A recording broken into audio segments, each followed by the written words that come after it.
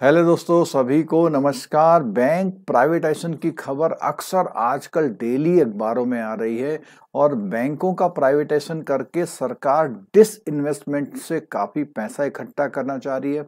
जो public sector banks हैं अब वो धीरे धीरे करके उसमें पब्लिक का यानी कि ये कह सकते हैं कि प्राइवेट लोगों का हिस्सा बढ़ने जा रहा है। तो दोस्तों, ये खबर जो आई है इसमें सबसे पहला जो इम्पैक्ट डला है वो इम्पैक्ट हुआ है बैंक ऑफ महाराष्ट्र में।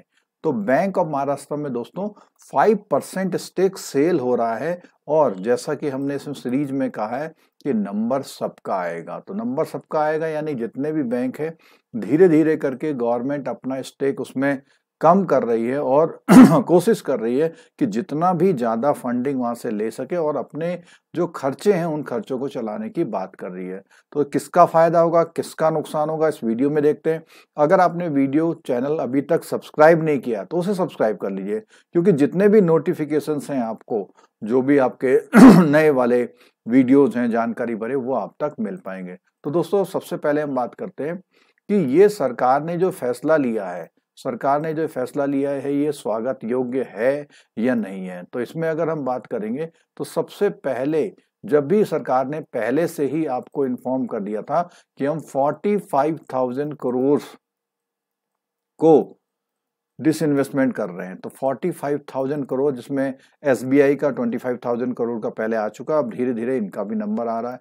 तो बैंक ऑफ महाराष्ट्र से शुरुआत करिए, कई सारे जो बैंक अभी बचे हुए हैं जिनका कंसोलिडेशन नहीं हुआ है, तो 5% स्टेक जो है यहाँ पर बेचने का फैसला किया है। और ये कैसे बेचा जाएगा, ये आएगा ऑफर फॉर सेल, यानी कि लोगों को ऑफर दिया जाएगा, लोग अपनी बिडिंग करेंगे, ऑफर करेंगे। ठीक है, अब बैंक एम्प्लॉय में क्या चिंता है, पब्लिक पे क्या असर रहेगा, ये सब हम सिंपल भाषा में आज समझते हैं। ठीक है, हुआ क्या, जो गवर्नमेंट का एक डिपार्टमेंट है DIPAM, उन्होंने ये डिसाइड किया है और इसमें कहा है कि 5% तो हम ऑफर फॉर सेल लाएंगे, साथ में 1% ग्रीन शू ऑप्शन। अब ग्रीन शू ऑप्शन क्या होता है, अगर मान लिया लोगों में बड़ा उत्साह आ जाए और सब लोग कहें कि नहीं हम भी इस शेयर को लेना चाहते हैं, तो उस कंडीशन में 1% की स्टेक और सेल की जाएगी।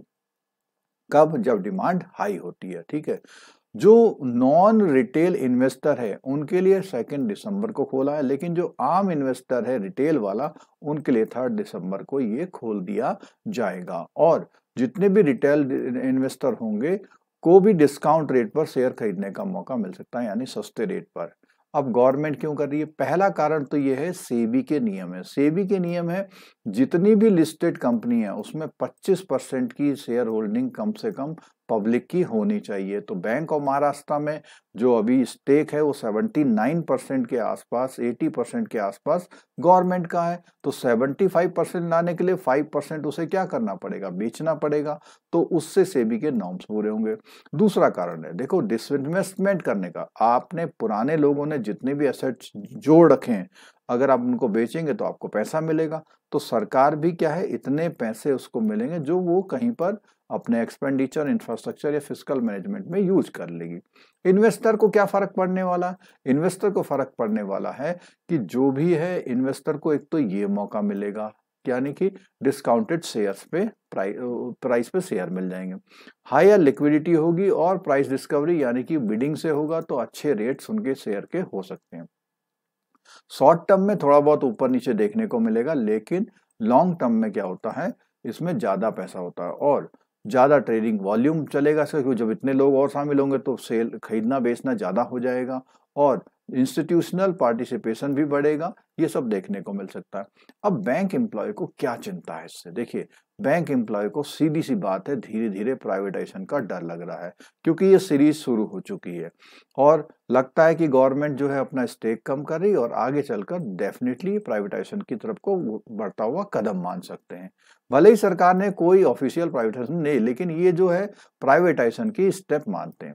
जॉब सिक्योरिटी, अब जब भी प्राइवेट होता है या ओनरशिप गवर्नमेंट की कम होती है तो हायरिंग पैटर्न यानी कि एम्प्लॉयमेंट की अवेलेबिलिटी के वो बदलते हैं, काम करने का दबाव बढ़ता है और HR पॉलिसी प्राइवेट सेक्टर जैसी हो सकती है। दूसरा, वर्क कल्चर में बदलाव आता है, क्योंकि जो बैंक का मैनेजमेंट है वो प्रॉफिट ड्रिवन हो सकता है।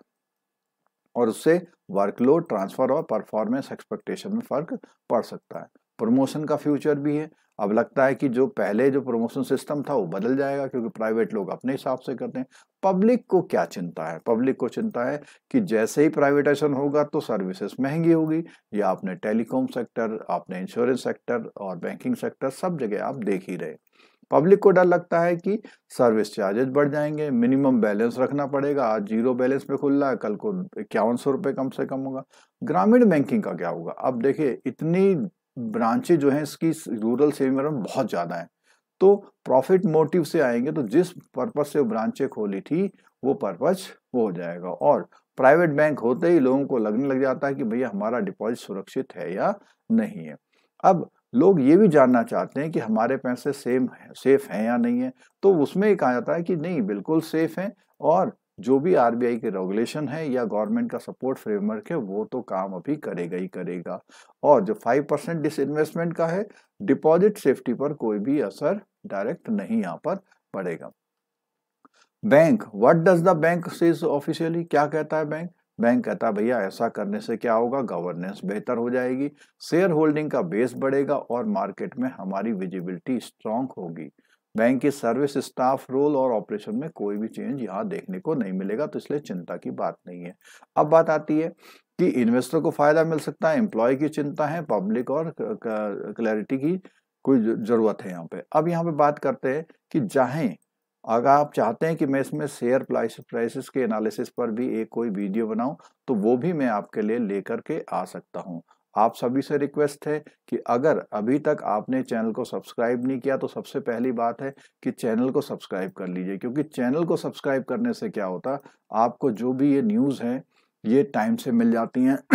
आपने वीडियो देखा उसके लिए बहुत बहुत धन्यवाद। इस वीडियो को अपने दोस्तों के साथ भी शेयर कीजिएगा और मिलते हैं दोस्तों अगले वीडियो में। तब तक के लिए थैंक यू सो मच।